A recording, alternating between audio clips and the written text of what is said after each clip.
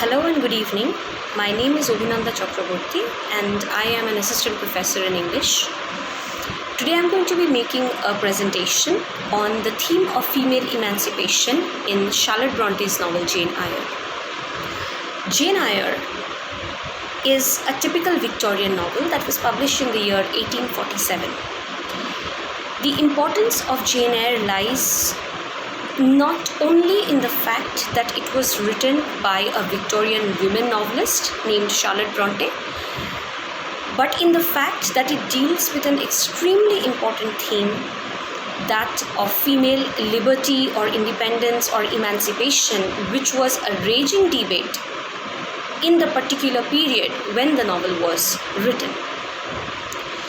In England, the struggle for an increment in women's social, political, economic rights had been going on. This debate had been going on for quite a while, and it was around the last decade of the 18th century that a very important woman named Mary Wollstonecraft wrote a book called A Vindication of the Rights of Women, which essentially became one of the pioneering books on women emancipation, where she argued for why women should be given more independence and more freedom in terms of their economic condition, and in terms of education, and in terms of employment opportunities. This debate carried on, and as gradually some of the liberties were granted and the rights of women gradually increased over time, we find an expression of this in this particular novel, which was published in 1847. The novel centers around the life, the growth, the development of its protagonist named Jane Eyre, who is also the eponymous heroine of the novel. The reason why Jane is considered to be an unconventional heroine is because she does not have, or rather should I rephrase, that Bronte does not characterize her in the typical conventional manner as heroines are portrayed. So here is a heroine who is not beautiful like most other heroines are.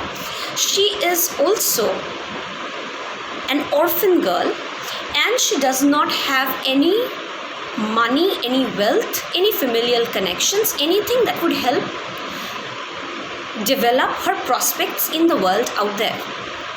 And yet, this girl, through the entire course of the novel can be divided into 5 different phases, and in each of these phases, Jane's development is shown from being a poor, orphan, neglected relative at the house of a rich relative, to her going to school and gaining education, which becomes the single most important factor in her struggle, her striving towards autonomy and independence.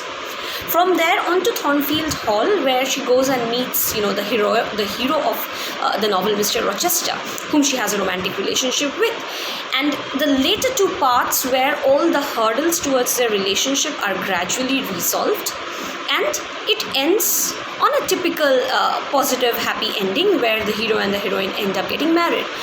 Although the structure of the novel or the narrative is not very different from how most romances are written, but as I have already pointed out, the significance of the novel lies in the fact that the heroine is unconventional, and despite lacking beauty, despite being extremely average looking and not having any relations or prospects, it is through her own striving for knowledge and excellence that she is able to go and establish herself in the world without any help from anybody who is in power or position, which enables her to challenge those who try to demean her or to bring her down and to a position of subordination.